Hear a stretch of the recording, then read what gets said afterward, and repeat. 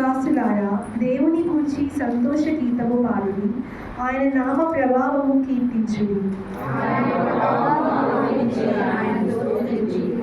ఇలాగు దేవునికి స్తోత్రము చెల్లించుడి. ఈ కార్యములు ఎంతో భీకరమైనవి. ఈ బలాతిశయమును బట్టి నీ శత్రువులు లొంగి నీ వద్దకు వచ్చెదరు.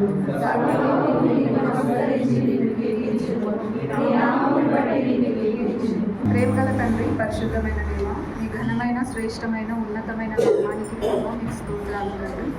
దేవ, ఇప్పటి వరకు మమ్మల్ని అందరినీ సజీవ లెక్కల్లో వచ్చి ప్రభా, ఈ ఉదయకాల సమయంలో తండ్రి మీ సన్నిధిలో కూడి ప్రభా, సహవాసంగా కూడి ప్రభా వేసి మిమ్మల్ని ఆరాధించడానికి, ప్రార్థించడానికి ప్రభా మాకు ఇచ్చిన ఈ సమయాన్ని, అవకాశాన్ని బట్టి మీకు స్తోత్రాలు తండ్రి.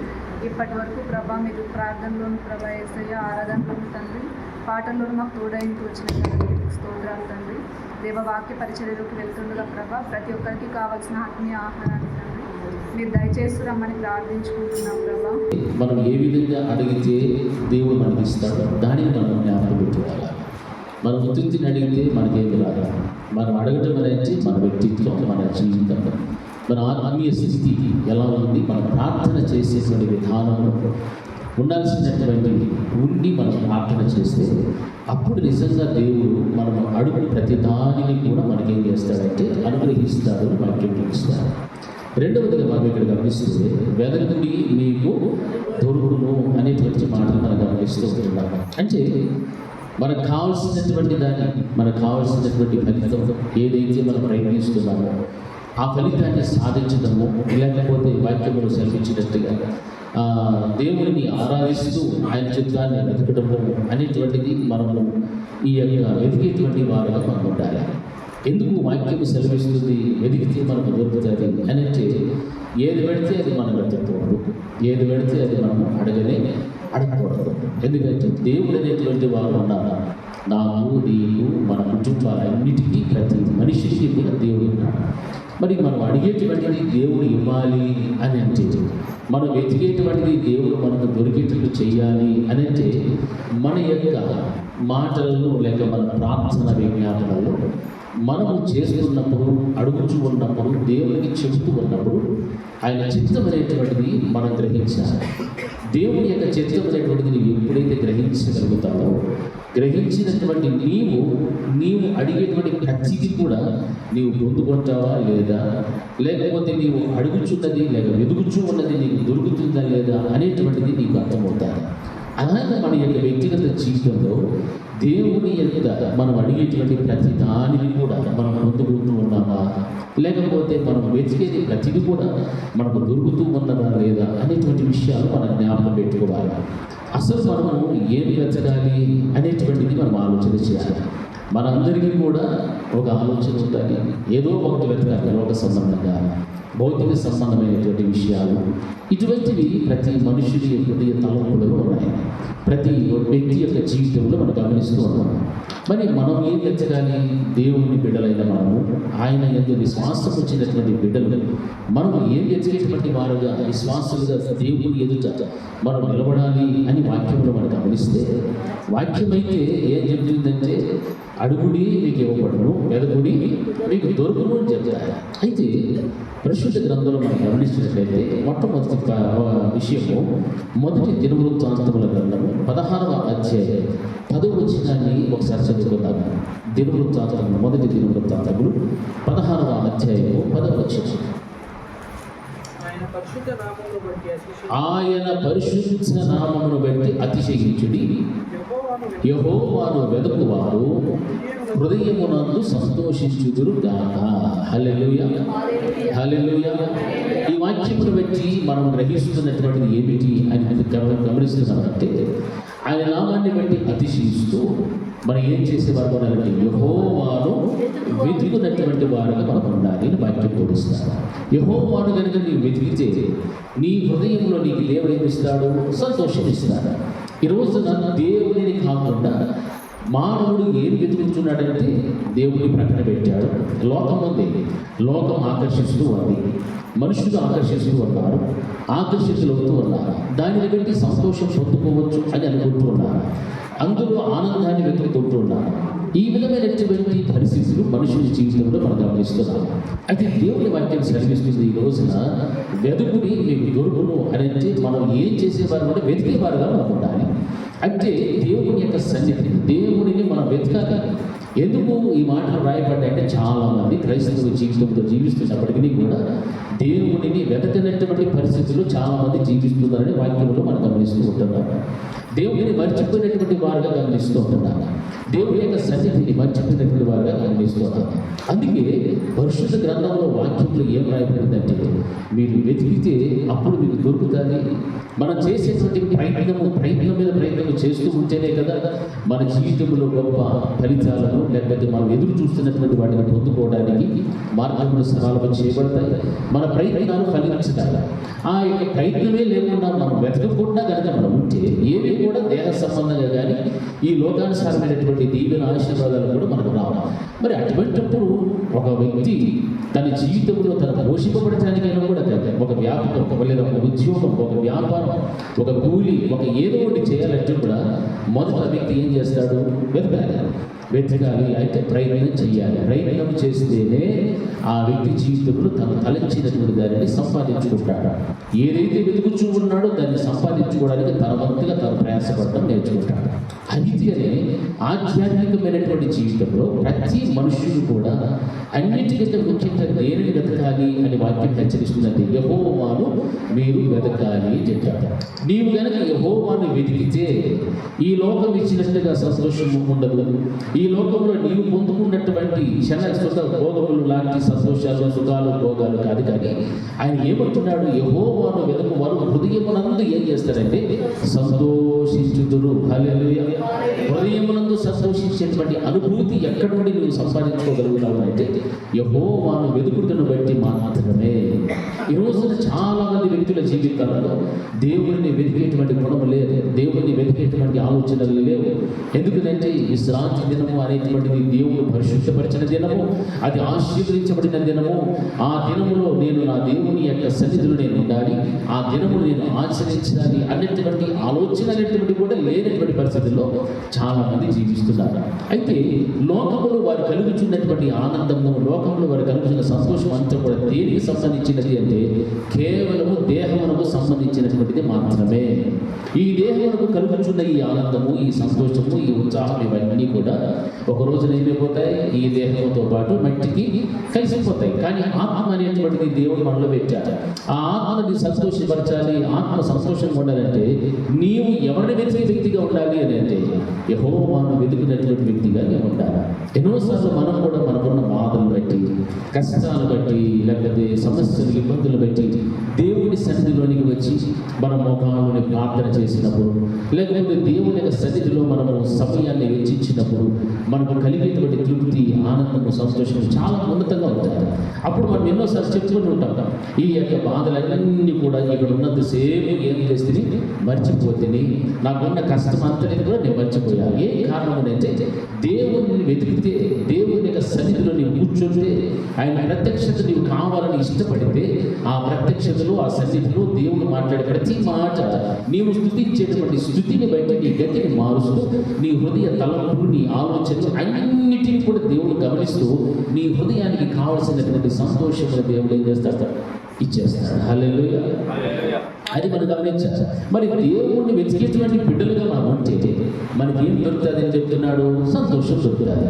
యెహోవాను వెతుకువారు హృదయమునందు సంతోషించుదురుగాక అని అంటే అది కన్ఫర్మ్. నీవు దేవుడిని వెతుకుచున్నావంటే నీ హృదయం ఎందుకు ఏముంటుంది?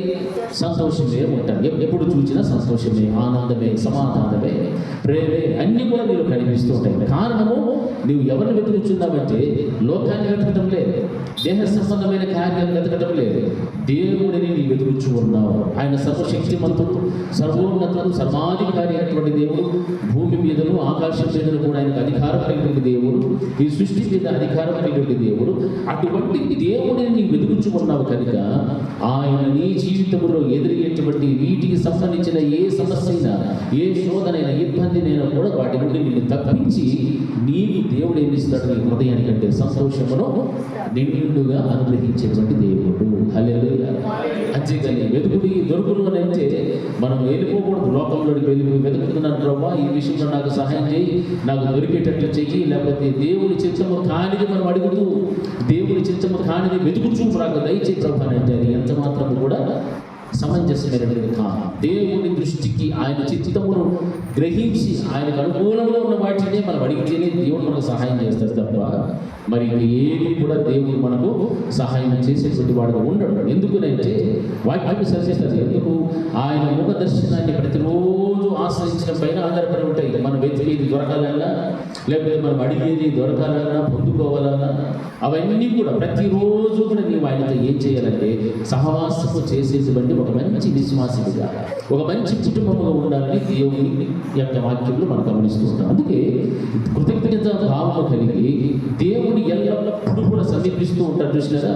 దేవుడు నా పక్కనే ఉన్నాడు, దేవుడు నా పక్షాన ఉన్నాడు, నేను అడిగితే ఆయన ఇస్తాడు, నాకు వెతికితే ఆయన దొరుకుతాడు అనేటువంటి విషయాలు ఎప్పుడైతే గమనిస్తూ ఉండగలుగుతారో అటువంటి వారి హృదయ తలంపులలో ఎప్పుడు కూడా నా దేవుడు నాతోనే ఉన్నాడు అనేటువంటి ఆలోచించాలి. నా దేవుడు నాతో నడుస్తూ ఉన్నాడు, నేను పడుకున్నా, నిద్ర లేచినా, కూర్చున్నా, చూచినా అన్నిటికీ కూడా నా దేవుడు నన్ను చూస్తూ ఉన్నాడు, గమనిస్తూ ఉన్నాడు అనేటువంటి వ్యక్తిత్వం, మా భావన ఎప్పుడు వస్తుందంటే ప్రతిరోజు కూడా దేవునితో సహవాసం చేసేటువంటి వారిలోనే కనిపిస్తారు. తమ జీవితం అంతా కూడా ఆయనే నమ్ముకొనదగినటువంటి సహాయకుడు అని ఎవరైతే గమనిస్తూ ఉంటారో అటువంటి బిడ్డలకు దేవుడు ఎలా ఉంటాడంటే అటువంటి వారు దేవుడిని ఏం చేస్తుంటారు? వెతుకుతూ ఉంటారు. హల్లెలూయా. ఎందుకు వెతుకుతారు అంటే ఆయన ఆపదొస్తే నాకు నమ్ముకునేటువంటి సహాయకుడు. ప్రతిరోజు ఒక దర్శనం చేసుకునేటువంటి అనుభవం, ఆ మంచి అనుభూతిలో నేను బ్రతకాలి అనేటువంటి ఆశ ఏ విశ్వాసులైతే ఉంటుందో ప్రతి ఉదయం ప్రారంభమైనది మొదలుకొని ఎవరితో మనం ప్రారంభించాలంటే మొట్టమొదట దేవునితో మనం ప్రారంభించడం నేర్చుకోవాలి, దేవుడితో మాట్లాడటం నేర్చుకోవాలి, దేవుని మాటలు వినడం నేర్చుకోవాలి, దేవుని యొక్క వాక్యముని ధ్యానించడంతో ప్రారంభించాలి. ఈ విధమైన వ్యక్తిత్వం నీలో ఉంటే ఎప్పుడు కూడా నీ దేవుడు నీతోనే ఉంటాడు. నీ కష్టం వస్తే ఈయనే నేను ప్రతిరోజు ఉదయాన్నే పలకరించే నా దేవుడే నా కష్టంలో నుండి నాకేం చేస్తాడు? విడుదలిస్తాడు, నాకు సంపూర్ణమైన ఆనందాన్ని ఇస్తాడు. నేను దేవుడిని కాకుండా మరి ఒక దానిని కనుక నేను వెతికితే నా హృదయంలో సంతోషం ఉండదు, నా జీవితంలో ఆనందం ఉండదు, సమాధానం ఉండదు, నెమ్మదిగా ఉండదు. అది ప్రతి ఒక్క బిడ్డ కూడా గమనించవలసినటువంటి వారిగా మనం ఉండాలి. లోకం అనిపిస్తే సంతోషం స్వల్పకాలమే, దేవుడిచ్చేటువంటి సంతోషము శాశ్వతమైనటువంటిది. శాశ్వత కాలం నుండి శాశ్వత కాలం వరకు కూడా దేవుడు మనం ఏం చేసేవాడంటే ప్రేమించినటువంటి దేవుడు. ఆయన ప్రేమిస్తూ ఉన్నాడు కాబట్టి నేటి వరకు కూడా మనం అందరం ఎలా ఉన్నాము? ఈ విధమైనటువంటి అనుభూతిని పొందుకునేటువంటి స్థితిని దేవుడు మనకు ఇవ్వగలిగాడు. ఆ స్థితిని పొందుకుంటున్నామంటే ఇక ఎంత కృతజ్ఞత కలిగి నీవు దేవుని ఆరాధిస్తూ ప్రతిరోజు కూడా ఆయన ముఖ దర్శనం చేసుకుంటూ ఆయన ఆరాధించాలి, గణపరచాలి, మహిమపరచాలి. ఒక్కసారి మనం పరిశీలన చేసుకోవాలి. అందుకే అడుగుడి ఇవ్వబడును, వెదకుడి నీకు దొరుకును అని వాక్యం సెలవిస్తారు. ఏమి మనకు దొరకాలి, ఏమి మనం వెతకాలి అంటే యెహోవాను వెతికేటువంటి వారు ఉండాలి. అందుకే పాత నిబంధనలలో కూడా ఏముంది? మీరు మొరపెట్టినప్పుడల్లా కూడా మీకు సమీపంగా ఎవరు వస్తున్నారు? ఆయన వస్తున్నాడు, దేవుడు వస్తున్నాడు. మీకు సమీపమైనట్టుగా మరి ఏ గొప్ప చిన్నానికి ఏ దేవుడు సమీపంగా ఉన్నాడు? ఎవరు రాడు. ఏ కారణం అంటే మన దేవుడు సజీవుడు, బలమైనటువంటి దేవుడు, సర్వాధికారి, సర్వాంతర్యామి. నీవు నిజముగా మొరపెట్టినప్పుడల్లా కూడా ఆయన నీకు సమీపంగా వస్తూ ఉన్నాడు అంటే ఆయన నిజముగా నేనేం చేస్తున్నాడు? ప్రేమిస్తూ ఉన్నాడు. హల్లెలూయా, హల్లెలూయా. ఆయన నిన్ను ప్రేమిస్తున్నాడు కాబట్టి నువ్వు మొరపెట్టినప్పుడల్లా కూడా నీకు సమీపంగా అవుతూ నీ కష్ట సుఖాలన్నిటికీ కూడా నేను గమనిస్తూ నీకు ఏది అవసరమో నీవు అడిగేటువంటి ప్రతి ఈవిని కూడా దీవెనకరముగా మార్చుతూ ఉన్నటువంటి దేవుడు. హల్లెలూయా. ప్రతి ఈవిని కూడా దీవెనలుగా మార్చేస్తున్నాడు, ప్రతి ఈవిని కూడా ఆశీర్వాదకరంగా మారుస్తున్నాడు. పరలోక సంబంధమైన దీవెనలు, ఆశీర్వాదాలు, ఇహలోక సంబంధమైన దేహ సంబంధమైన దీవెనలు, ఆశీర్వాదాలు కూడా దేవుడు నీవు ఇస్తూ ఉన్నాడు. ఏ కారణం అంటే ఆయన వాగ్దానం చేసిన వాడు నమ్మదగిన వాడు కాబట్టి నీవు అడుగుతూ ఉన్నప్పుడల్లా కూడా పొందుకుంటూ ఉన్నావు అంటే నిజంగా దేవుడు ఎంత శాశ్వతమైన ప్రేమను నీ ఎడల చూపిస్తున్నాడు. ఒక్కసారి మనల్ని మనం ఏం చేసుకోవాలి? గమనిస్తూ ఉండాలి. హల్లెలూయా. అందుకే కీర్తనల గ్రంథంలో కూడా మనం గమనిస్తే రెండవది మనం ఏం వెతకాలి, వెతికేటువంటి వారంగా ఉండాలి అంటే కీర్తనలు 27వ అధ్యాయము 4వ వచనాన్ని ఒకసారి చదువుదాం. కీర్తనలు 27వ అధ్యాయము 4వ వచనం. యెహోవా యొక్క ఒక్క వరం అడిగి తిని దానిని నేను వెతుకుచూ ఉన్నాను. యెహోవా ప్రసన్నతను చూచుటకును ఆయన ఆలయములో ధ్యానించుటకును నా జీవితకాలమంతయు నేను యెహోవా మందిరములో నివసింపగోరుచూ ఉన్నాను. హల్లెలూయా, హల్లెలూయా. మొట్టమొదటి విషయంలో మనం గమనించినది ఏమిటంటే, యెహోవాను వెతికితే దాని ద్వారా మనకి దేవుడు ఏమి ఇస్తున్నాడు? మన హృదయానికి సంతోషం ఇస్తాడు. హల్లెలూయా. ఎవరిని వెతకాలి? మొదట అందుకు చెప్పండి, ఎవరు వెతకాలి? ఎవరిని? యెహోవాని వెతకాలి. ఆయనను వెతికితే మనకేమి ఇస్తాడు? మన హృదయానికి సంతోషం ఇస్తాడు. రెండవది ఏమంటున్నాడు ఇక్కడ అంటే, దేవుని యొక్క సన్నిధిని వెతికేటువంటి బిడ్డలుగా మనం ఉండాలి. దేవుని వెతకాలుగా దేవుని యొక్క సన్నిధి, ఆయన సన్నిధిని కనుక వెతికితే దానివల్ల మనకు కలిగేటువంటిది ఏమిటంటే ఆయన ప్రసన్నత మనకు దొరుకుతాయి. అందుకే భక్తుడు అంటున్నాడు, కీర్తనకారుడు, యెహోవా యొద్ద నేను ఏం చేస్తున్నట్టే ఒకే ఒక వరం అడుగుచూ ఉన్నాను, దానిని నేను వెతుకుచూ ఉన్నాను. ఏమిటది? యెహోవా ప్రసన్నతను చూచుటకును ఆయన ఆలయంలో ధ్యానించుటకును నా జీవితకాలం అంతా కూడా నేను యెహోవా మందిరంలో నివసింపగోరుచూ ఉన్నాను అని వాక్యము ద్వారా ఇలా చేస్తున్నాడు దేవుడు. ఈ రోజున మన యొక్క పరిస్థితి ఎలా ఉంది అని మనం ఆలోచన చేసుకోవాలి. భక్తుడు కీర్తనకారుడు అనేటువంటి ఆ యొక్క విషయాన్ని మనం చూస్తే దేవుని సన్నిధిని వెతుకుచూ ఉన్నాడు. ఆయన సన్నిధిలో చిరకాలము కూడా నివసించడానికి ఇష్టపడుతున్నటువంటి వ్యక్తి కనిపిస్తున్నాడు. అదొక్కటే తన జీవితానికి గొప్ప ధననిధిగా కనిపిస్తూ ఉంది. అదొక్కటే. మరి ఏది కూడా తన జీవితంలో జీవించినటువంటి కాలంలో ఇక ఏది కూడా నాకు అవసరం లేదని దావీదు గారు గుర్తించారు. కాబట్టి వాక్యము సర్వించింది అదొక్కటే తన జీవితానికి గొప్ప ధననిధిగా ఎంచుకున్నాడు. దేనిని? దేవుని యొక్క మంచితనమును, దేవుని యొక్క సన్నిధిని, ఆయన ప్రసన్నతను. హల్లెలూయా. ఈ రోజున మందిరానికి రావాలి అంటే మనం ఎన్నో ప్రేయలు వారిని అడుక్కోవాలి. మందిరానికి రండి రండి రండి అని మనం అడుగుతుంటే కానీ మందిరంలో అడుగు పెట్టడం చాలా కష్టమైపోతుంది ప్రజలకి. మరి ఇలాగే ఉంటే పోయిన వారం వాక్యం ఒకటి చేస్తున్నాం కదా, ఏ వాక్యం అది? నీతిమంతుడుగానే ఉండిపోని, పరిశుద్ధుడుగానే, అన్యాయస్తుడుగానే, అలాగే ఎవడు ఉన్న స్థలంలో అలాగే ఉండిపోని వాని యొక్క జీవితానికి వాడికి కావలసినటువంటి జీవితంలో నేను తీసుకొని వస్తాను. నా దగ్గర సిద్ధపరచబడి ఉన్నది. హల్లెలూయా. మనం అన్యాయస్తులుగా మనం బ్రతకూడదు. దేవుని మందిర విషయంలో, పరిచర్య విషయంలో అన్యాయంగా ఉండకూడదు. దేవుడు నిన్ను ప్రేమించి, ప్రాణమించి, కుటుంబాన్నించి అన్ని ఇస్తే అన్యాయస్తులుగా దేవుని ఎత్తు నిలబడిపోకూడదు. ఏ విషయంలో నేను అన్యాయస్తులను అనుకోవచ్చు. మందిరానికి రాకపోవడం అన్యాయము, పరిచర్యలో పాలిబాక్సులు రాకపోవడం అన్యాయము, సేవ విషయంలో నేను ఏం చేయలేకపోతున్నావు అది అన్యాయము, అన్నీ కూడా అన్యాయమే. అందుకే వాక్యం సెలవిస్తుంది, ఎవడైతే దేవుని యొక్క సన్నిధిలో నిత్యము నివసింపకోరుచూ ఉన్నాడో వాడు దేవుని యొక్క ప్రసన్నతను ఏం చేస్తున్నాడు? కోరుకుంటూ ఉన్నటువంటి వ్యక్తి. హల్లెలూయా. దావీదు గారు అదే మాట్లాడుతున్నాడు, దేవుని సన్నిధిని వెతకాలి. ఆయన సన్నిధిని వెతకేటువంటి విశ్వాసంగా ఉండాలి. ఒక కుటుంబముగా దేవుని మందిరంలో స్థిరముగా ఉండాలి. స్థిరపరచబడినటువంటి కుటుంబముగా నీ కుటుంబం ఉండాలి దేవుని మందిరంలో. ఎందుకంటే నీవు దేవుడిని వెతకేటువంటి వ్యక్తిగా నీ కుటుంబం ఉంటే నీ కుటుంబీకులందరి హృదయానికి దేవుడు సంతోషిస్తాడు. అంతేకాదు కానీ నీ కుటుంబం అంతా కూడా దేవుని సన్నిధిని వెతికితే ఆ సన్నిధిలో దేవుని యొక్క ప్రసన్నత అనేటువంటిది నీవు పొందుకోగలుగుతావు. ఈ రోజున దేవుని ప్రసన్నత లేక దేవుని ఇచ్చేటువంటి హృదయ ఆనందము, సంతోషం అనేటువంటి లేకుండా చాలా మంది బిడ్డలు ఇబ్బందులు ఉన్నారు. చాలా మంది అసమాధానంతో ఉన్నారు. చాలా మంది వేదనకు గురైనటువంటి వారు ఉన్నారు. చాలా మంది ఎన్నో రకరకాల శోధనలో పడిపోయినటువంటి వ్యక్తులుగా లేకపోతే మరి ఈ రోజున అటువంటి పరిస్థితుల నుండి దేవుడు నిన్ను తప్పించగలగాలి అంటే నీవేం చేసే వ్యక్తిగా ఉండాలి? యెహోవాను వెతుకు, అప్పుడు నీ హృదయం నిండా సంతోషం ఉండాలి. హల్లెలూయా. ఆయన సన్నిధిని వెతుకుతూ ఆ సన్నిధిని కనుక నేను వెతికితే ఆయన ప్రసన్నత నీకు దొరుకుతాయి.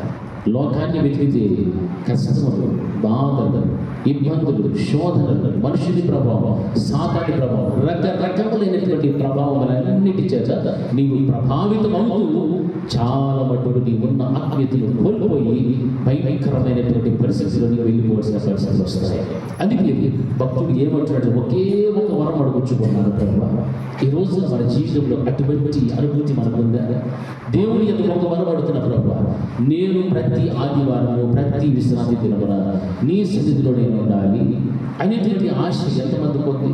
వాక్యం సెలవిస్తారు, నీ ప్రసన్నతను చూచుటకును ఆయన ఆలయంలో ధ్యానించుటకును నా జీవిత కాలం అంతా కూడా నేను యెహోవా మందిరములో నివసించబోచున్నాను. ఆయన ఒక ఆదివారం గురించి మాట్లాడలేదు. ఆయన ఏం మాట్లాడుతున్నాడంటే తన జీవిత కాలం అంతా కూడా ఎక్కడ నివసించాలనుకుంటున్నాడు? యెహోవా మందిరంలో నివసించబోచున్నాడు. ఏం కారణం? ఏం వెతుకుచున్నాడంటే ఆయన ప్రసన్నతను వెతుకుచున్నాడు. ప్రసన్నత కావాలి అంటే ఏం కావాలి? ఆయనకు దేవుని యొక్క సన్నిధి కావాలి. హల్లెలూయా. రెండు చేతులు చెప్పచ్చు, హల్లెలూయా, హల్లెలూయా. నీకు దేవుని ప్రసన్నత కావాలి అంటే ప్రతి ఆదివారము ప్రతి ఉదయమున ప్రతి రోజు నీవు దేని వెతకాలి? ఆయన సన్నిధిని వెతికేటువంటి బిడ్డగా ఉండాలి. ఆయన సన్నిధిని కనుక నువ్వు వెతికితే ఆయన ప్రసన్నత నీకు సమృద్ధిగా దేవుడు ఇస్తాడు. ఆయన ప్రసన్నతని నీవు కావాలని కోరుకుంటూ ఆయన సన్నిధిని కనుక వెతకకపోతే నీకు దేవుని యొక్క ప్రసన్నత. హల్లెలూయా, హల్లెలూయా. కనుక నా ప్రియమైనటువంటి దేవుని బిడ్డలారా, దేవుని యొక్క ప్రసన్నత నీవు అనుభవించాలి, పొందుకోవాలి అని అంటే నీవు దేనిని వెతకాలి? దేని వెతకాలమా? దేవుని యొక్క సన్నిధిని వెతకాలి. హల్లెలూయా. యెహోవాను వెతికితే నీకేమిస్తాడు? ఎక్కడ సంతోషము? హృదయంలో సంతోషం. రెండవది ఏం వెతకాలి?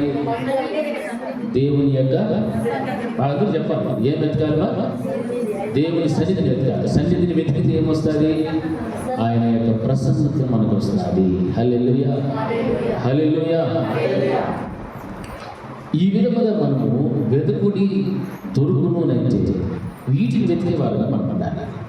యెహోవాను వెతికావా లేదా? ఈ రోజున దేవుడితో గడిపితివా లేదా? ప్రార్థిస్తువా? దేవుని వాక్యమును ధ్యానం చేసివా? ఈరోజు మందిరానికి రావాలి అంటే ఒక చక్కని నిర్ణయంతో, ఒక మంచి ఆలోచనతో దేవుని మందిరానికి వస్తువా? దేవుని మందిరానికి వెళ్తే అక్కడ దేవుడు నాతో మాట్లాడాలి, నా దేవుడు మాట్లాడిన మాటల ద్వారా తిరిగి నేను పశ్చాత్తాపం పొందింది చివరిలో దేవుడికి నిర్ణయాన్ని సమర్పించుకునేటువంటి జీవితం నాకు ఉండాలి అనేటువంటి సిద్ధపాటుతో నీవేమైనా దేవుడికి వస్తే ఈ రోజున వచ్చాక అలాంటి సిద్ధపాటు ఎవరైనా వచ్చినారా? ఎవరో ఒకరో ఇద్దరు వచ్చారు. నామకార్థకంగా మాత్రం మందిరానికి రాకూడదు. మనం పోవాలి అని రాకూడదు, పోకపోతే ఏమో అని రాకూడదు. ఈరోజు నువ్వు మందిరానికి వస్తున్నావు అంటే ప్రభా ఈరోజు నీవు నాతో చాలామంది మాట్లాడటం ఇష్టం లే, నాతో మాట్లాడాలి. హల్లెలూయా. ఆయన మాట్లాడితే మనం ఏం చేయాలా? వినాలి. కొంతమంది చాలామందికి ఏం అలవాటు ఉంటుందంటే ప్రార్థన చేస్తారు, చాలా బాగా చేస్తారు, ప్రార్థనే చేస్తూ ఉంటారు కానీ ఆయన చెప్పింది మాత్రమో వినడం. మనం ఎంత ప్రార్థన చేసినా ఆయన చెప్పింది వినకపోతే ఏమైనా ఫలితం చేయాలి? ఉత్తర ప్రత్యుత్తరం ఉంటేనే కదా అక్కడ కార్యం జరుగుతుంది. జరుగుదమ్మా. మనం అడుగుతూనే ఉంటాం, దేవుడికి లిస్టు చెప్తానే ఉంటాం, దేవుడు చూస్తూనే ఉంటాడు. ఆ లిస్టు బట్టి దేవుడు ఏమైనా మాట్లాడడానికి ఇష్టపడితే మాత్రం మన చెవులో అది మూసుకొస్తుంది, గూగుల్ చేయకపోతుంది, శక్తి మనిషేస్తుంది. ఏమి మరి అటువంటిప్పుడు నీవు అడిగిన దానికి మరలా దేవుడు నీకు ప్రతిఫలం ఇవ్వాలి అని అంటే ఆయన మాట్లాడే మాటలు కూడా నువ్వు ఏం చేయాలి? ఏం మాట్లాడతాడు దేవుడు? నేను సరిచేసే మాటలు మాట్లాడతాడు. నువ్వు ఫలానా విషయంలో తగ్గిపోతున్నావు, ఫలానా కార్యం నువ్వు చేయటం లేదు, ఫలానా అన్నింటిని కూడా దేవుడు నీతో మాట్లాడడానికి ఇష్టపడతాడు. కానీ నువ్వు వినవు కానీ ఏం చేస్తావు? మాట్లాడతానే ఉన్నావు. స్వామితో మాట్లాడింది స్వామి ఏం మాట్లాడినావు అంటే అన్నీ నీ ఇంటి గురించే మాట్లాడతావు. హల్లెలూయా, హల్లెలూయా. నీ గురించి నీ ఇంటి గురించే మాట్లాడతావు. కనీసం ఆయన గురించే నేను వింటున్నాను అయినా నేను చెప్తాను సమాధానం అంటే ఆడ దేవుడు కూడా అవకాశం ఇస్తున్నాడు. నువ్వు చెప్పిందే కానీ ఆయన మాట్లాడుతున్నప్పుడు పెడచెవిని పెట్టి దాసుల ద్వారా హెచ్చరించబడుతున్నప్పుడు హెచ్చరికలు పక్కన పెట్టి అన్నింటిని కూడా పక్కన పెట్టేసి నువ్వు చేసే ప్రార్థన కొనసాగిస్తూనే ఉంటే దానివల్ల ప్రయోజనం ఫలితం ఏమాత్రం కూడా ఉండదు. హల్లెలూయా, హల్లెలూయా. ఇది గ్రహించాలి క్రైస్తవులు.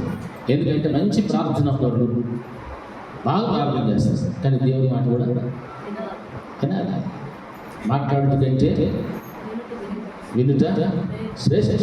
హల్లెలూయా, హల్లెలూయా. చూడు ఏమన్నా వింటారు అన్నమాట. హల్లెలూయా. ఎన్నిసార్లు చెప్పిన చేతులు ఎత్తండి. హల్లెలూయా. చేతులు ఎత్తేనే కదా మీరు మాట వినేది. నా మాట మీరు వినాలి అంటే మొదట ఏమవ్వాలి? మీరు దేవునికి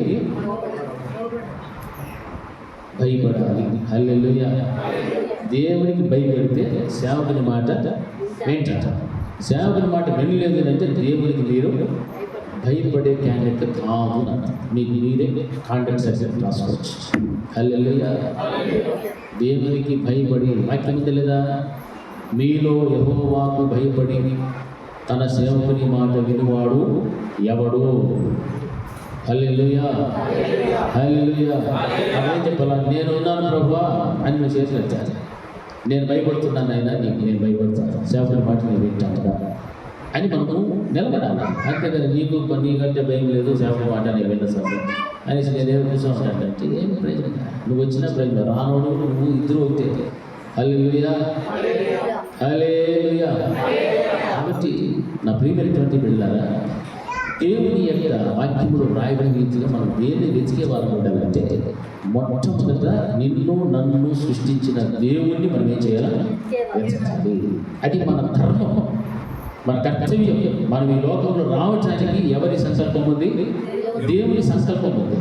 ఆయన సంకల్పం ఉంది కాబట్టి మొట్టమొదట మనము దేవుడిని ఏం చేసేవారు? మనల్ని వెతకాలి. ఆయన సృష్టించాడంటే తిరిగి ఆయన ఎందుకు మనల్ని ఏం చేసుకుంటాడు?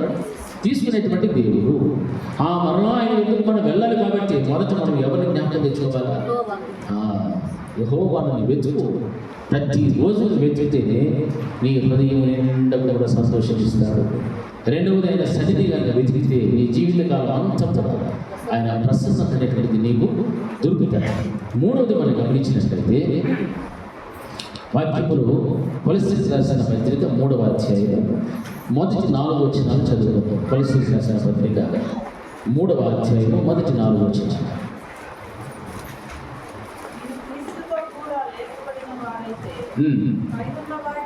పైనున్న వాటిని వెదకుడి. అక్కడ క్రీస్తు దేవుని కుడి పార్శ్వమున కూర్చుండి ఉన్నాడు. పైనున్న వాటి మీదనే కానీ భూ సంబంధమైన వాటి మీద మనసు పెట్టకూడదు. మీరు మృతి పొందితిరి, మీ జీవము క్రీస్తుతో కూడా దేవుని యందు దాచబడి ఉన్నది. మనకు జీవమై ఉన్న క్రీస్తు ప్రత్యక్షమైనప్పుడు మీరును ఆయనతో కూడా మహిమ యందు ప్రత్యక్షపరచబడుదురు. హల్లెలూయా, హల్లెలూయా.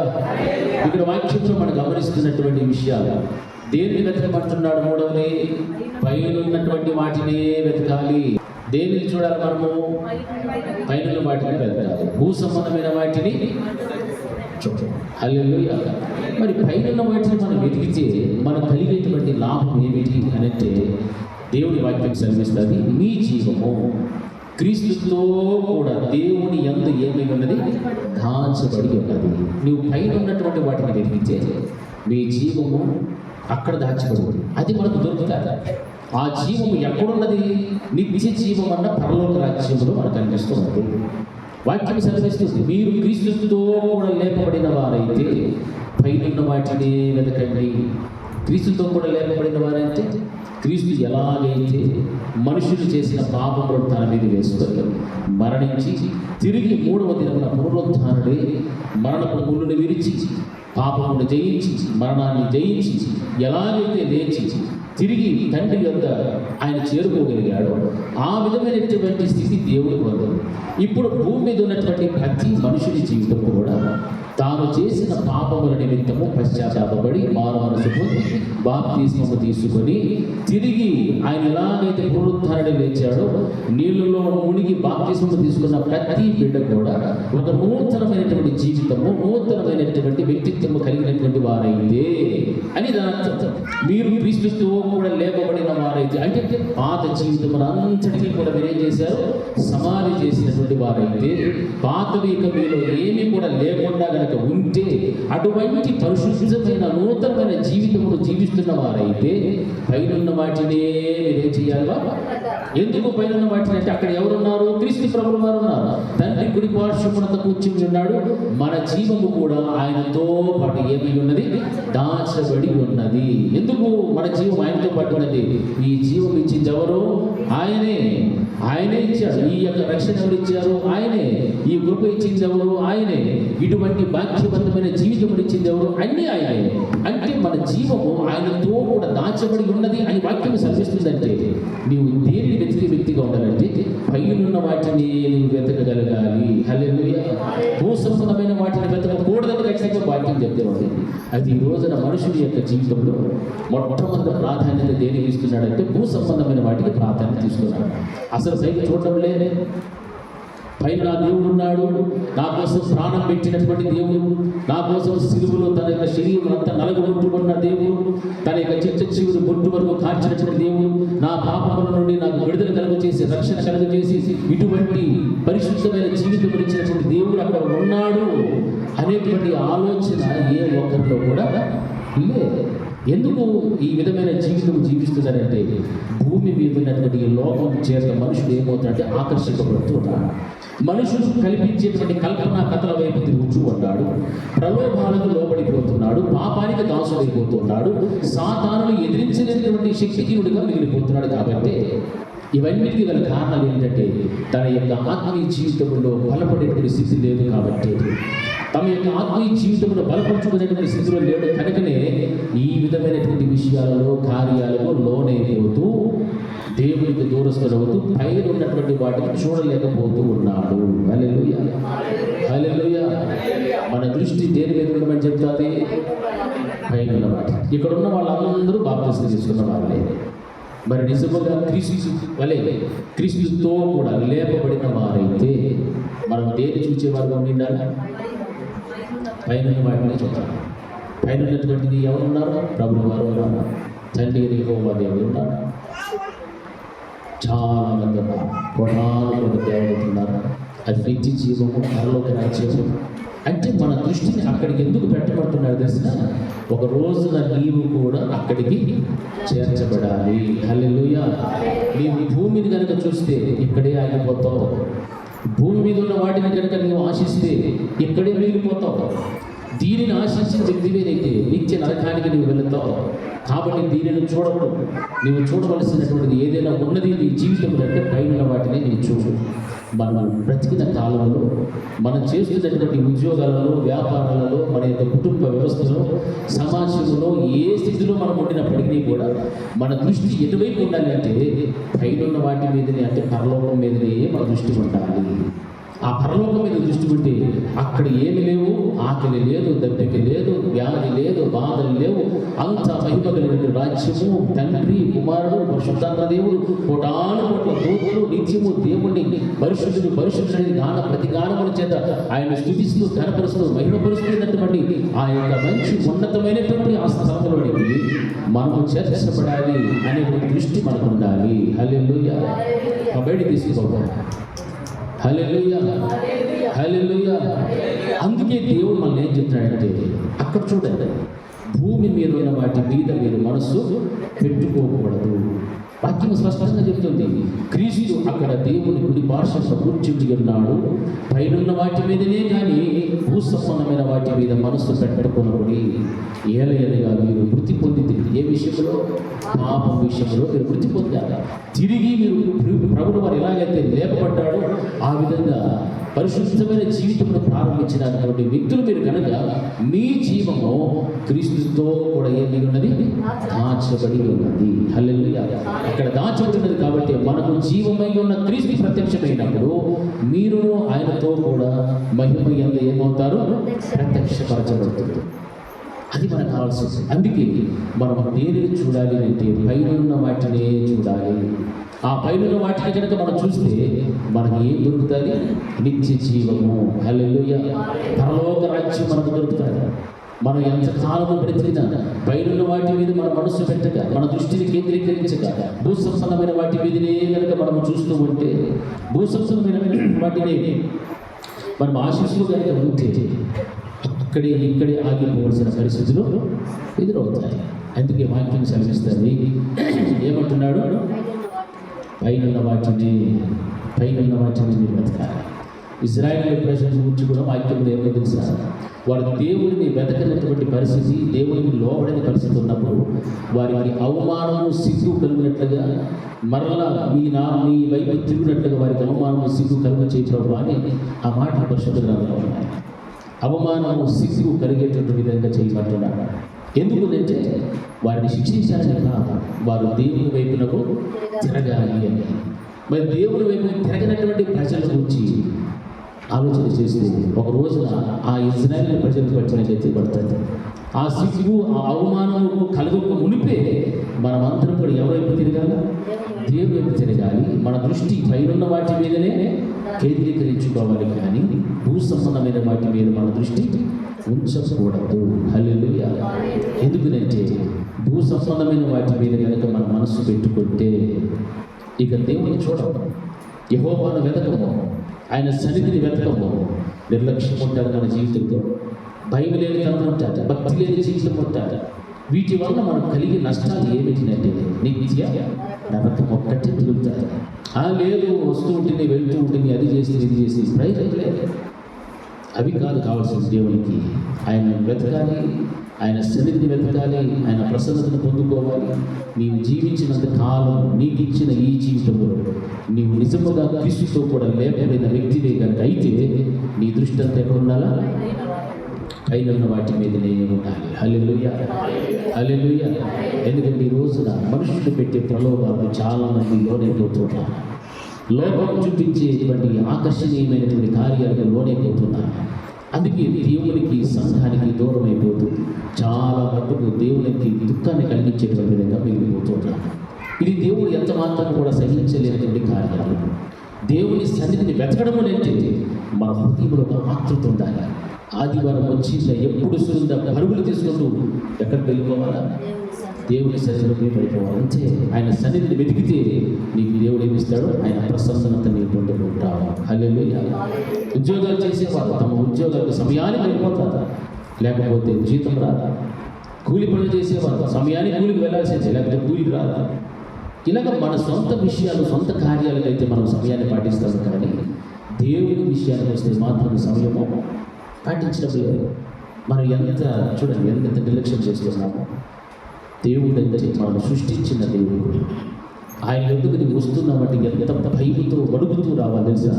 ఆ భయం అనేటువంటిది ఉండాలి, ప్రతి విశ్వాసం కూడా ఉండాలి. అందుకే వాక్యం సెలవిస్తుంది, యెహోవాకు భయపడువాడు ఎవడు? ఆయనకు భయపడితే తన సేవకుని మాట వినువాడికి ఎవడు ప్రశ్న చేస్తున్నాడు వాక్యంలో. మనకి ఇష్టానుసారంగా వచ్చి వెళ్ళిపోవటానికి ఇది దేవుని మందిరం. ఇది ఏ పబ్బో క్లబ్బో అయితే కాదు, లేకపోతే ఏ విలాసవంతమైన స్థలమో కాదు. లోకము చూపించేటువంటి సంతోషాలు, ఆనందాలు కలిగించేటువంటి స్థలం అంతకంటే కూడా ఇది కాదు. ఎందుకంటే పరిశుద్ధ ఆలయం, దేవుని యొక్క మందిరం. ఎక్కడ ఇద్దరు ముగ్గురు నా నామమును ఏకీభవిస్తారు అక్కడ నేను ఉంటాను అని సెలవించినటువంటి దేవుడు ఉన్నటువంటి స్థలంలో నీవు వస్తున్నప్పుడు ఏ భయంతో నీవు వస్తున్నావు, ఎంత భక్తితో నీవు వస్తున్నావు, నీ ప్రవర్తన ఎలా ఉందో ఒకసారి గమనించుకో. ఎందుకంటే దేవుడిని వెతకడం లేదు కాబట్టి, ఆయన సన్నిధిని వెతకడం లేదు కాబట్టి, పైన వాటి మీద నీ దృష్టి లేదు కాబట్టి ఇటువంటి పద్ధతి, ఇటువంటి ప్రవర్తన నీలో ఉంది. నువ్వు గమనించి సరి చేసుకోవాలి. వాక్యాన్ని వింటూ ఉన్నవి కానీ విడిచిపెట్టేస్తున్నావు. అందుకే ప్రార్థన చేస్తున్నావు కానీ ఆయన మరలా ఏం మాట్లాడతాడో నువ్వు వినడం లేదు. ఆయన ఏమి హెచ్చరిస్తున్నాడో హెచ్చరిక నీవు లోనవటం లేదు. ఆయన నేను ఎలా సరి చేయాలని ఇష్టపడుతున్నాడో ఆ సరి చేయడానికి నీవు మనసు అంగీకరించడం లేదు. ఏం కారణాలంటే నీవు దేవునికి చాలా దూరంగా వెళ్ళిపోతూ ఉంటావు. ఒకసారి ఆలోచించే, దేవుడు నీకు ఇచ్చిన ఈ ఆయుష్కాల దినముల్లో నీకు ఇచ్చిన జీవితం, నీకు ఇచ్చిన ఉద్యోగం, నీకు ఇచ్చిన వ్యాపారం, వీటి చుట్టూ నువ్వు చూసుకుంటున్నావు. కానీ ఇవన్నీ ఇచ్చిన దేవుడికి నేను ఎంత సమయాన్ని ఇస్తున్నా? వారంలో ఒక్కరోజైనా నేను నా దేవుడి మందిరానికి కరెక్ట్గా వెళ్తున్నానా? ఎన్ని రోజులు నేను ఎగరగొట్టేస్తుంటావు? నెలలు, సంవత్సరాలు. కొంతమంది క్రిస్మస్కి వచ్చే వాళ్ళు ఉన్నారు, కొంతమంది అది కూడా రాను. ఎంత నిర్లక్ష్యం చూడండి. మరలా పేరు మాత్రం ఎవరిది? దేవుని పేరు పెట్టుకొని బతుకుతారు. అలాంటి వాళ్ళంతా కూడా సిగ్గుపడాలి. జరిగింది ప్రతి ఒక్కరిలో కూడా భయం అనేటువంటి ఉండాలి, భక్తి ఉండాలి. వాక్యం అదే సెలవిస్తారు. మీరు నిజముగా క్రీస్తుతో కూడా లేపబడిన వ్యక్తులుగా అయితే దేని చూసేవారు ఉంటారు? మీరు పైనున్న వాటిని చూడాలి. హల్లెలూయా, హల్లెలూయా. పైనున్న వాటిని వెతకాలి. పైన ఉన్నటువంటి పరలోక రాజ్యాన్ని అయితే మీ దృష్టి, మీ మనస్సు అంతా కూడా కేంద్రీకృతమైంటారు. నువ్వు ఎప్పుడైతే ఆ విధంగా నీ బ్రతుకుతావో దేవుని సన్నిధి పైన ఉంటారు, పరిగెత్తుకుంటూ వస్తావు, దేవుని స్తుతిస్తావు, గంభీరంగా మహిమపరుస్తావు, ఆరాధిస్తావు, పాటలు పాడతావు, చప్పట్లు పడతావు, వాక్యాన్ని వింటావు, ప్రార్థన చేస్తావు, అన్నీ చేసేస్తావు. అంతేగాని నీకు ఇష్టం వచ్చినప్పుడు వచ్చి వెళ్ళిపోవడం అనేటువంటి నీ జీవితంలో చేయలేదు. ఎందుకంటే నీకు తెలుస్తుంది ఇది దేవుని మందిరము, ఈ స్థలంలో దేవుడు ఉన్నాడు, ఈ స్థలంలో దేవుడు నన్ను సరిచేసేటువంటి స్థలము, ఈ స్థలంలో దేవుడు నన్ను ప్రేమించి ఆదరించినటువంటి స్థలము. ఇటువంటి స్థలములు, ఇటువంటి మందిరాన్ని నేను నిర్లక్ష్యము చేయకూడదు. వాక్యం సరిస్తే యెహోవా యొద్ద నేను ఒకే ఒక వరం అడిగి తిని నా జీవితకాలం అంతా కూడా నేను అందులో నివసింపకూరుచు ఉన్నాను. ఈ మాటలన్నీ కూడా ఎవరు మాట్లాడుతున్నారు? ఒక రాజు ఇశ్రాయేలు ప్రజలందరినీ కూడా నడిపిస్తున్నటువంటి పరిపాలిస్తున్న ఒక రాజు మాట్లాడుతున్న మాటలు ఇవి. మనమైతే రాజులకు వేళ మనకేదో చిన్న చిన్న వ్యాపకాలు, చిన్న చిన్నవి ఏదో మనం చేసుకుంటున్నాం. మనకు మాత్రం సమయం లేదు. కానీ రాజుకు మాత్రం ఏముంది? అక్కడ అడుగుతున్నాడు దేవుని దగ్గర, అడుగుతున్నాడు. నేను ఒకే ఒక వరం అడుగుతాను ప్రభు, దాన్ని నాకు దయచేసి, ఒక్క వరం అడుగుతాను దయచేసి. దేవుని ఎదుట ఆయన దృష్టిలో పెట్టుకుంటే మనం ఇంక ఎట్లా ఉండాలి? దేవుని సన్నిధి అంటే భయపడుతూ పరమేశ్వర. ఈ అవకాశము, ఇటువంటి స్వేచ్ఛ ఇక ఎన్నో రోజులు మనకు ఉండదు. ఇది జ్ఞాపకం పెట్టుకోండి. హల్లెలూయా. ఆ తర్వాత మరలా మన మందిరానికి రావాలి, వాక్యం కావాలి, ప్రార్థన కావాలి అని వచ్చిన ఏది ఉండదు. దేవుడి రాకడ బహు సమీపముగా ఉన్నది, బహు సమీపముగా ఉంది దేవుడి రాకడ. ఇది గుర్తుపెట్టుకోవాలి. చెప్తూ ముఖ్యంగా నామకార్థపు క్రైస్తవులు గుర్తుపెట్టుకోవాల్సిన విషయం, దేవుని యొక్క రాకడ బహు సమీపంగా ఉంది. ఇంకా సరి చేసుకోవాల్సినటువంటివి ఎన్నో ఉన్నాయి. ఆలు కూడా తొత్తి లేనటువంటి వాళ్ళు చాలామంది ఉన్నారు, ఆలు కూడా తెలియని వారు చాలామంది ఉన్నారు. అటువంటి వ్యక్తులను దేవుని దర్శించబెట్టే దినం వస్తూ ఉంది. ఆయన ఎంత నిర్దోషులుగా నిలబడాలి, పరిశుద్ధులుగా నిలబడాలి, ఒక యోగ్యత అర్హతలు కలిగిన వ్యక్తులు కనుక నిలబడాలి అంటే నీ వ్యక్తిత్వం, నీ ఆత్మీయ జీవితం ఎలా ఉందో ప్రశ్న చేసుకో ఒకసారి. ఇంకా మనం ఏదో సమయం ఏమి లేదు, ఈ వారం కాకపోతే వచ్చే వారం వద్దాంలే, వచ్చే నెల పళ్ళకు పోదాంలే, లేకపోతే ఇంకొకటి అని అనుకునే వారు చాలామంది ఉన్నారు.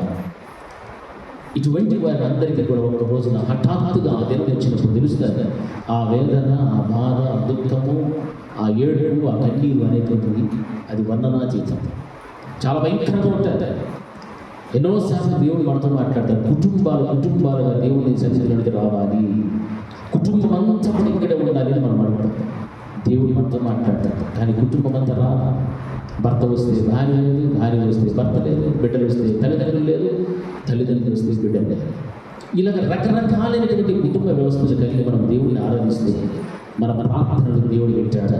నువ్వు నిజముగా నీవైనా నీ కుటుంబమైనా క్రీస్తుతో కూడా లేపబడిన వారైనా ప్రశ్న వేసుకోవాలి. నీవు నిజంగా క్రీస్తుతో కూడా లేపబడినటువంటి కుటుంబం వ్యక్తివైతే నీ ఇల్లంతా, నీ కుటుంబం అంతా కూడా ఎప్పుడు ఉండాలి? దేవుని సన్నిధిలో ఉండాలి. లేపబడలేదు, ఇంకా లేపబడ్డామని భ్రమలో ఉన్నారు చాలామంది. ఏదో మొక్కుబడిగా బాధ్యతలు తీసుకునేసి బలం తీసుకునేస్తున్నారు. చాలా తప్పు. ఒకవేళ అలా చేసి ఉంటే కూడా మరలా పశ్చాత్తాపడి దేవుని క్షమాపణ పొందుకొని ఇక నుంచి నేను క్రీస్తుతో కూడా లేపబడినటువంటి వ్యక్తులుగా బ్రతకడానికి ప్రయత్నం చేయాలి. హల్లెలూయా, హల్లెలూయా. దేవుడు నీకు సంఘం ఇచ్చాడు, దేవుని సన్నిధి ఉంది. ఆయన సన్నిధిని వెతికితే నీ ప్రసన్నత దొరుకుతుంది, ఆయన వెతికితే నీ హృదయానికి సంతోషం వస్తుంది. ఇవన్నీ కూడా నువ్వు వింటున్నవే కానీ ఆచరణలో పెట్టలేని పరిస్థితుల్లో నువ్వు ఉంటున్నావు.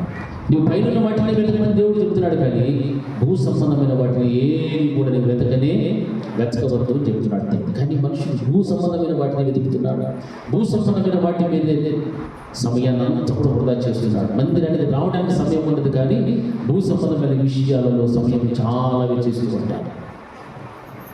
దేవుడు చూస్తున్నాడు. ఒక్కసారిగా ఏం చేస్తాడు?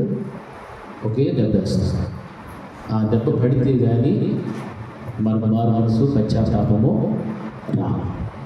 రానటువంటి వారికి చెప్తున్నాడు. దేవుని దెబ్బ అనేటువంటి తినకముందే మనం ఏమైపోవాలా? దేవుని సన్నిధిని ఎత్తుకెళ్ళడం. మన ప్రవర్తన దెబ్బ పడకముందే సరి చేసుకోవాలి. మన నోటి మాటలు, మన హృదయ ధ్యానములు, మన తలంపులు, నీవు కూర్చుండుట, లేచుట, ఇవన్నీ కూడా దేవుని దెబ్బ పడక ముందే మార్పు చెందగలిగినట్లయితే నీవు ధన్యుడము, ధన్యురాలు. హల్లెలూయా, హల్లెలూయా, హల్లెలూయా. దేవుడు తన సేవకుడు నోట నుండి ప్రతి మాట నీతో మాట్లాడుతున్నాడంటే అది నీ జీవితానికి చాలా చాలా చాలా చాలా అవసరము. హల్లెలూయా, చాలా అవసరం. ఈ రోజుల్లో ఇంకా ఎంతసేపు మనకు దీవెనలు కావాలి, ఆశీర్వాదాలు కావాలి, రోగాలు పోవాలి, అది కావాలి, ఇది కావాలి కాదు. ఇవన్నీ భూ సంబంధమైనటువంటివే. మన హృదయంలో పుట్టి ఆశలన్నీ కూడా నీకు కావలసినటువంటిది ఏంటి? పైన ఉన్నటువంటి వాటిని వెతుకు. అప్పుడు నీవు నిజముగా ఏ జాబితాలోకి వస్తావంటే క్రీస్తుతో కూడా నీవు లేపబడినటువంటి విశ్వాసివి. హల్లెలూయా. క్రీస్తుతో కూడా లేపబడాలి. నీ పాత జీవితం స్వస్తి చెప్పు. నీవు ఏ విధమైనటువంటి ప్రవర్తన ఉంది దాని అంతా మానేసుకుని నూతన ప్రవర్తన, నూతన జీవితం, పరిశుద్ధత, రక్షణ కాపాడుకుంటూ నీవు దేవుడిని మహిమపరచు, గర్వపరచు.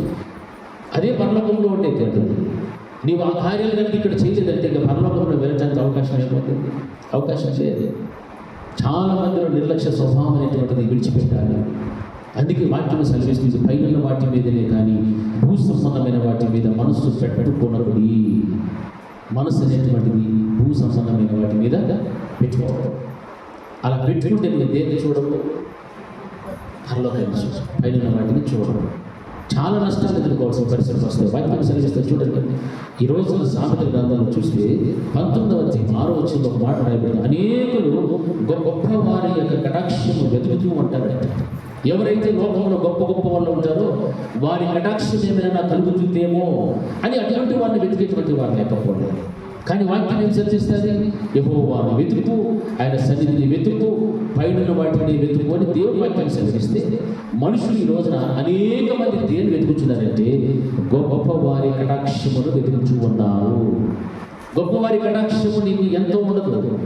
వారు చేయగలిగినంత ఎంతో అర్రా ఏదో చేస్తారు. కానీ సంపూర్ణమైనటువంటి కటాక్షము, కరుణ, ప్రేమ, వాత్సల్యత, దయ ఇవన్నీ కూడా ఎవరి దగ్గర ఉన్నాయి? దేవుని యొక్క ఉన్నాయి. హల్లెలూయా, హల్లెలూయా. ఆయన అందుకే వెతకమంటాడు. గొప్పవారిని వెతకదు, గొప్పవారిని చూసుకోవద్దు, గొప్పవారిని దృష్టిలో పెట్టుకొని ఏమీ చేయదు. వారందరూ కూడా ఒక రోజు ఏం చేస్తారు? మనల్ని మోసం చేస్తారు, విడిచిపెట్టి చెప్తారు. సత్యం ఈ మాట. గొప్పవారిని ఎప్పుడు కూడా వారి కటాక్షిస్తారనే ఆలోచన మాత్రం మనకు ఉండకూడదు. హల్లెలూయా. చూడండి, మత్తయి సువార్త 13:45 వచనంలో మాట రాయబడుతుంది. పరలోక రాజ్యం గురించి ఏం మాట్లాడతాడంటే ఆ పరలోక రాజ్యము మంచి ముత్యములను కోరిన కొన వెతుకు చూసినటువంటి వర్తకుని పోలి ఉన్నది అని చెప్తాడు. ఏమది అక్కడ చెప్పండి. మరియు పరలోక రాజ్యము మంచి ముత్యములను కొనవెతుకుచున్న వర్తకుని పోలి ఉన్నది అనేటువంటి మాట మనకు కనిపిస్తూ ఉంది. హల్లెలూయా, హల్లెలూయా. ఈ 45వ వచనంలో చూస్తే మంచి ముత్యాలు కొనడానికి వెతుకుచూ ఉన్న వర్తకుని పోలి ఉన్నది మన పరలోక రాజ్యం. మరి దేవుడు ఏం చెప్తాడు మనకు? పరలోకం పైన ఉన్న వాటిని మీరు వెతకండి, అక్కడ ఎవరున్నాడు అని అంటే పరలోక రాజ్యం ఎలాంటిది అంటే మంచి ముత్యములను కొన వెతుకుచున్న వర్తకుని పోలి ఉన్నది.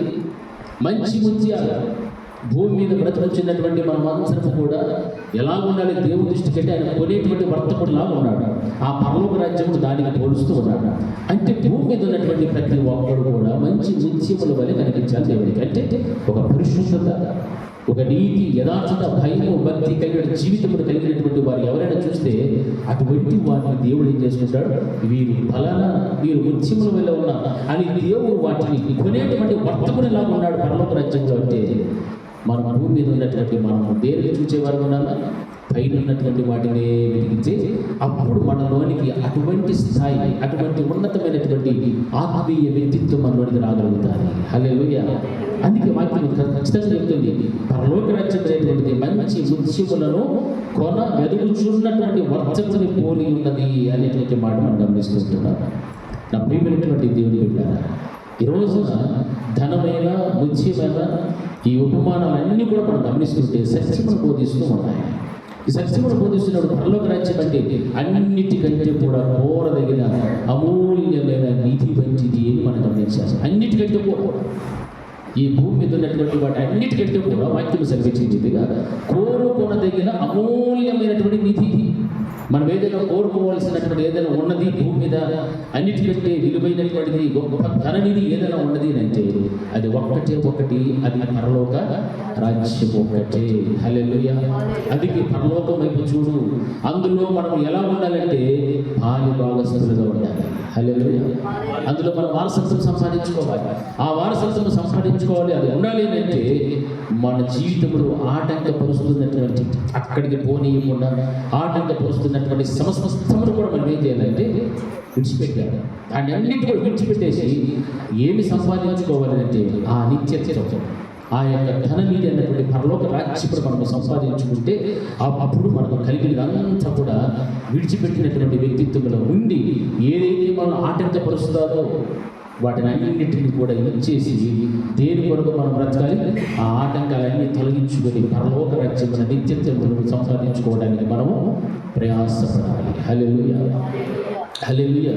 ఇది వాక్యం మనకు నేర్పిస్తుంది. అందుకే రోమిలకు రాసిన పత్రికలు కూడా ఏం రాయిందంటే సత్క్రియను ఓపికగా చేయొచ్చు, మహిమను ఘనతను అక్షయతను వెదుగు వారికి నిత్య జీవం ఇస్తానని వాక్యం సెలవిస్తుంది. రోమిలకు రాసిన పత్రిక 2వ అధ్యాయం 7వ వచనంలో మాట రాయబడుతుంది.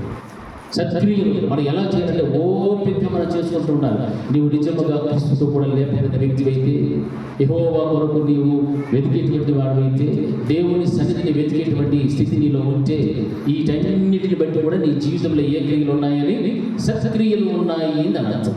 నీవు సత్క్రియలే కనుక ఓపికగా వెతుకుతూ ఉంటే ఆయన మహిమను ఘనతను అక్షయతను వెతికేటువంటి స్థితిలోనికి నీకు వస్తావు. అప్పుడు నీకు దేవుడు ఏమి ఇస్తాడంటే నిత్య జీవం నీకు చేస్తాడు. హల్లెలూయా. హల్లెలూయా. హల్లెలూయా.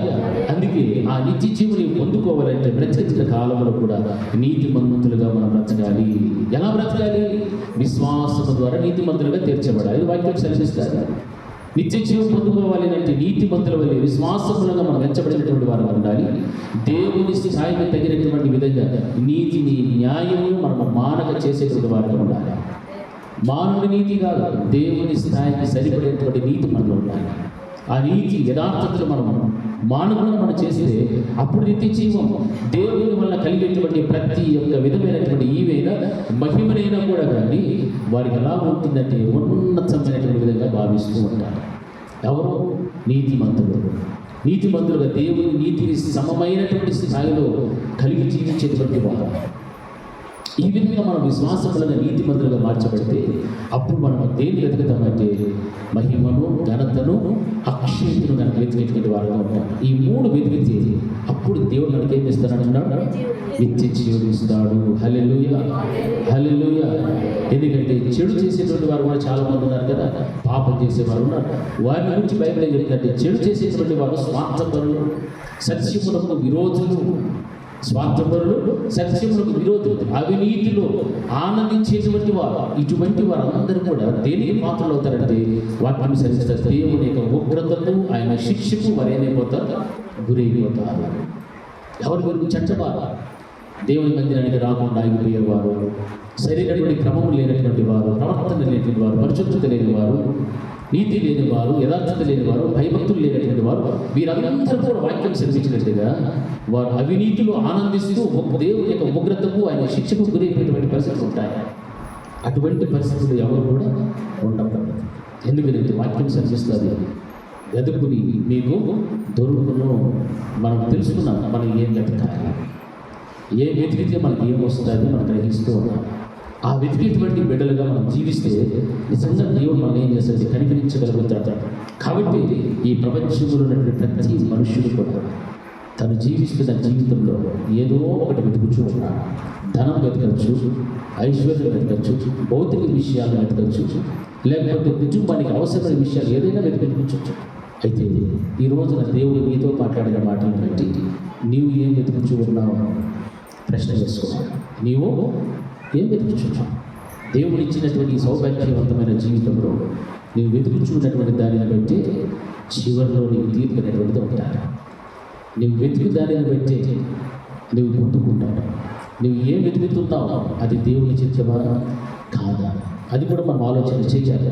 అందుకే ఏ శారీరక సంబంధమైన భౌతిక విషయాల కోసము, లాభాల కోసము కాకుండా దేవుని కోసం మనం ఏం చేయాలి?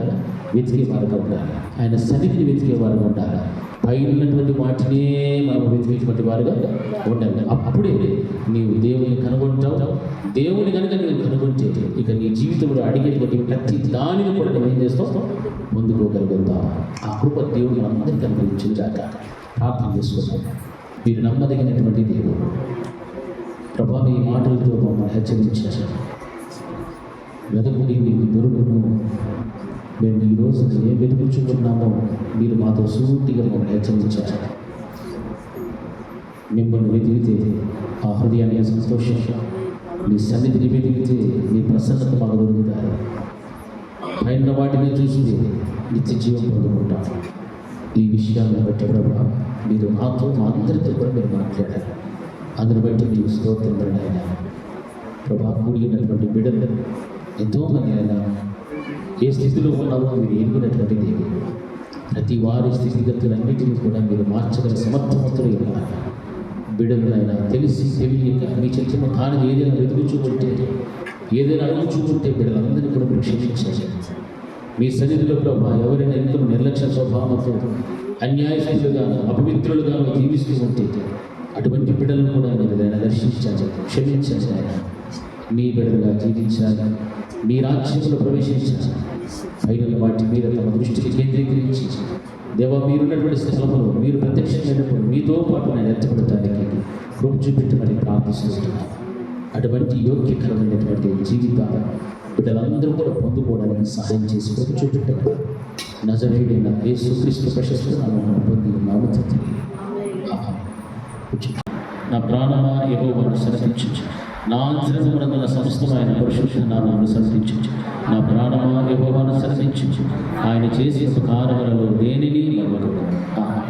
మన తండ్రి అయిన దేవుని ప్రేమ, ఆయన కుమారుడైన యేసుక్రీస్తు యొక్క కృప, పరిశుద్ధాత్మ దేవుని యొక్క అన్యోన్య సహవాసం ఇప్పుడు ఎల్లప్పుడూ నిత్యం నిరంతరం సదాకాలం ఆయన కృప సమాధానం మనకు మన కుటుంబములకు తోడే నడిపించుగాక. ఆమేన్. అందరికీ వందనాలు.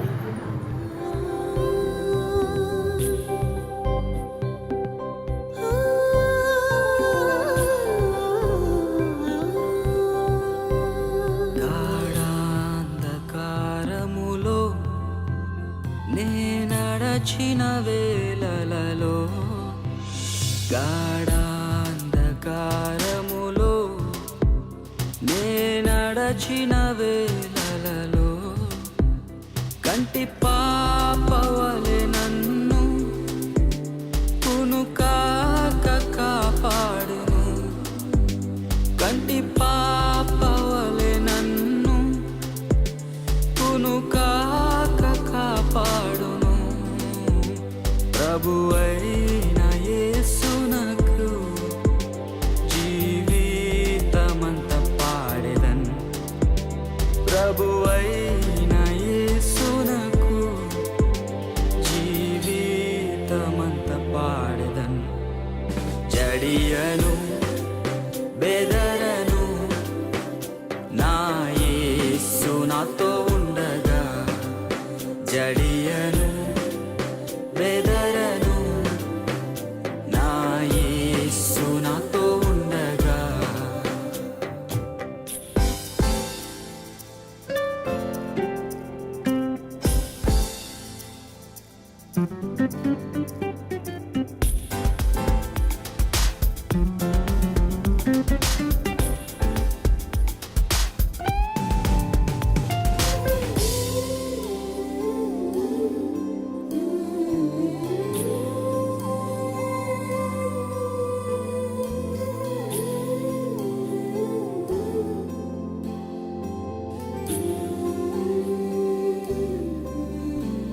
అలలాతో కొట్టబడిన నా నావలో నేనుండగా.